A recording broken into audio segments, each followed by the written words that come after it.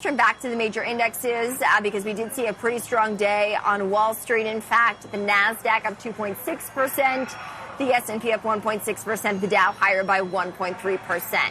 So joining me now is David Waddell, Chief Investment Strategist and CEO of the wealth management firm Waddell and Associates. David, thanks for coming on the show. What was behind the strong rally that we saw in stocks? It's good to see you.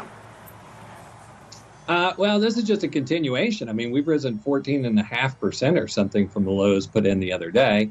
And, remember, this game's not as hard as people make it out to be. It only requires two inputs. One, what should the valuation be on stocks? And two, what will the earnings be? And so we've sort of, I think, moved past peak inflation, peak Fed hawkishness, which means that we also had trough valuation, which happened at about 15.9 times on the S&P. So today we're at 17. As inflation numbers come down, valuation pressures recede, and stocks can move pretty quickly, which is what they've done. So this was just continuation of a rally. Do I expect it to continue on, from here with this kind of vigor? No, but sure is nice. Yeah, it is nice to see. And of course, actually erasing some of the losses that we saw at the start of the week, some trepidation there after a very strong gain into the month of July, the end of the month of July last week. But the ISM services report this morning, I think, also setting a pretty good indication, David. I mean, demand is there, supply chain issues easing a little bit. I know that's tended to be kind of in fits and starts, the health of the supply chain, but also prices coming down. Speak to me more about what this ISM report showed us and whether or not you're confident that this trend can continue. Well, in a broader context, 2022 was always going to be a goofy year because 2021 was super distorted. And then we got to get to a more normalized economy in 2023. So we had to transition from overconsumption in goods back towards services. So on the goods side, you see people have far too much in inventory. That's because demand has walked away into the services side. I don't know if you've been in an airport recently, but you can't even move through it, right? The revenge travel is nuts.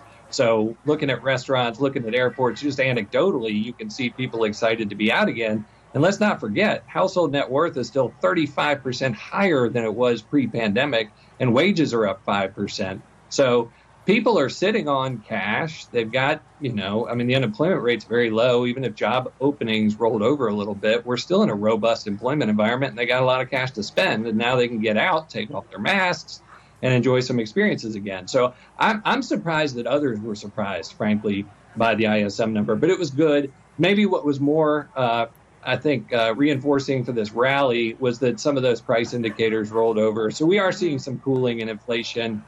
Maybe not the hard landing everybody thought. Sentiment was so blown out by the end of June. We were sort of overdue. The low hurdle was on the good news, and we've obviously stepped over that. What are you expecting from the jobs report on Friday? I think the Fed keenly focused on this. We'll get one more for the month of August before that September meeting to see whether or not higher rates is starting to impact what's been a very strong labor market that has, in fact, been resilient amid just simply tight supply and high demand. I think you'll see, the tech sector started to spit some people out, right? So I imagine I'll take the under. How about that? Or I'll put more time in and call you back. But I'm going to take the under on the jobs report. I think it's time for some of the, anecdotal releases we've heard with payrolls declining and lack of hiring that even we saw in the JOLTS report. So I think we'll see a little bit of a soft report, and that'll just reinforce that the Fed doesn't have to be as angry as it's been. The good news is they're taking a vacation. They'll be out for a couple of months. And so I think the data, whether it's the jobs or the inflation, will, I think, even further reduce expectation for rate hikes going into year end. Do you think a soft landing is possible? The Fed, of course, insisting that we're not in a recession. It thinks we can still have a soft landing. That would be avoiding a recession even as it raises rates. Yeah, we've already had a technical recession. I know people argue about it, but when we pull the stuff up on the interweb 10 years from now, it's going to be 2 negative quarters, and we're going to say that was a recession. So, we're already sort of bumping along a soft economy, but that is kind of what they want. I don't see a crisis. There are two types of recessions. The recession that's just garden variety, where the economy goes down 2%, And then you got recessions with crises like the global financial crises or COVID, and on average, those are down 14%. So a garden variety recession, not necessarily a bad thing. And just one more factoid while I'm boring people.